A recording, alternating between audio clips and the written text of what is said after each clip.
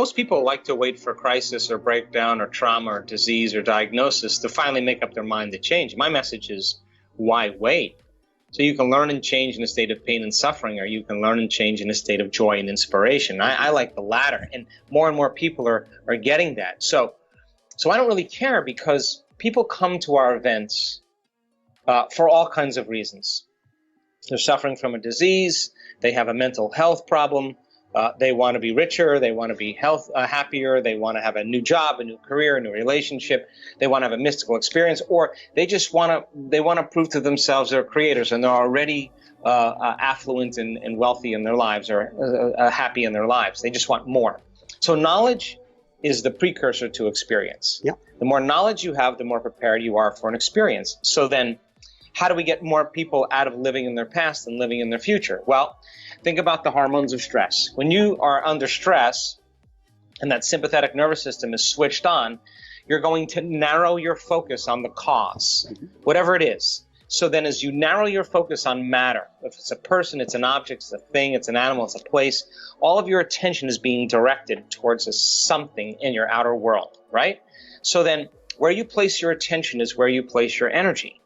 So the stronger the emotion you have to a problem in your life, or your ex, or a person, or your boss, or whatever, the more you're giving them your attention, which means where you place your attention is where you place your energy. You're giving your power away to that person, and that's available energy that you could be using to heal your body or design a new destiny. So then set a person down, because the change is to be greater than your environment, to be greater than all those conditions in your outer world, to be greater than your body, and to be greater than time. Sit them down and say to them, okay, you've been narrowing your focus on everything material, converging your attention. Let's do the opposite.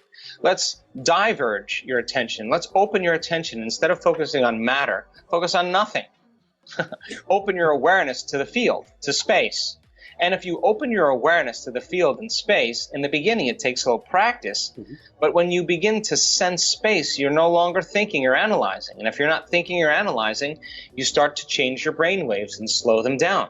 So then if you keep doing this, sooner or later, you're going to take your attention off your body, and you're going to go from somebody to nobody. You're going to take your attention off the people in your life.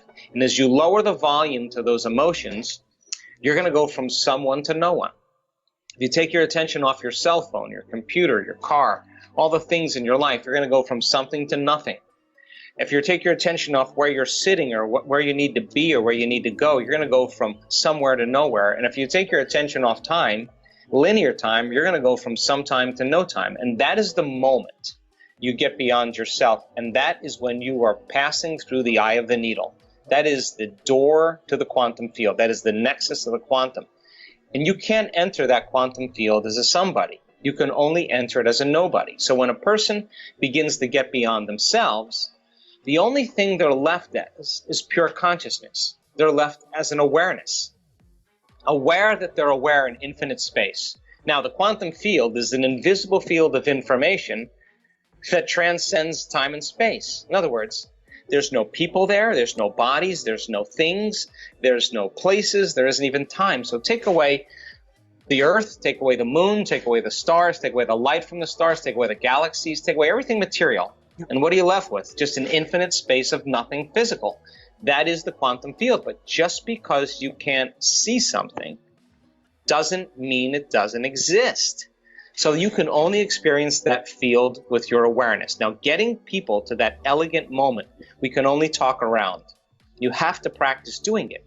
And now I'm happy to say, after 6 years of laboring with people to get beyond themselves and to be able to slow their brainwaves down from that beta brainwave pattern, that high beta brainwave pattern, into alpha and theta, the whole purpose of meditation is to get beyond the analytical mind. And what separates the conscious mind from the subconscious mind is the analytical mind. So then, as people begin to slow down their brainwave patterns, they're actually entering the operating system, where all those hardwired attitudes and automatic habits and programs and emotional reactions and addictions exist. Now they can begin to make measurable changes. So then if you take a group of people and you work with them to get beyond themselves, there's going to be an enormous amount of chaos that's going to be created in the brain and the body, and they're going to want to quit, and they're going to give up, and they're going to get frustrated. But if I give them another opportunity, they're going to do it again. If I give them another opportunity, sooner or later, they're going to finally surrender. And when they do, they're going to connect to that field. And it's the most familiar, unfamiliar feeling you'll ever have. It's a level of coherence or order, because as you get closer and closer to that field as an awareness, you experience greater and greater degrees of oneness and wholeness and less separation. So if you feel less separate from your dreams, then you feel like you already have them. You're no longer in want or lack. You feel whole. And when you feel whole, you can't want, because you feel like you have everything. And that is the perfect place to create from. And so we've worked, Michael, so hard in helping people to get to these points. And I'm so happy to say that when we're doing these week-long events now, I never, ever in my life thought I'd be witnessing what I'm witnessing in terms of changes in health and mystical experiences. And you can't tell me now you're too old to do this. You can't tell me that now. You can't tell me you're too sick to do this. You can't even tell me that, because I've seen all kinds of ages and all kinds of sick people really reverse some very serious health conditions. You can't tell me you had a turbulent past and you can't change, because I've seen some people with some really turbulent pasts get beyond it. I've seen people that were out of shape, overweight, underweight, vegetarians, carnivores. I've seen it happen in all different sizes, shapes, and people. And the beauty behind it is that it's inclusive, and it's happening more and more. One of the things that we do is we teach people that very simple meditation of finding the elegant sweet spot of the generous present moment. That when they get beyond their body, their environment, and time, and they become pure consciousness, they have to be in the present moment to do that. Now, there's a formula for that as well. And if you can go and check out some of the meditations, but we teach people the basis of how to get there. Heart coherence is another way to begin to slow your brainwave patterns down. When you're feeling with your heart, I always say the brain thinks, but the heart knows. When you're feeling with your heart, and you're trusting the intuition of your heart, that's because your energetic field is tapping into information, and your heart becomes the compass for you to know. So then when you lead with your heart in your life, it's very different than leading from any other place. So if you're going to believe in a future that you're creating with all of your heart, it better be open and activated. So heart coherence is another way.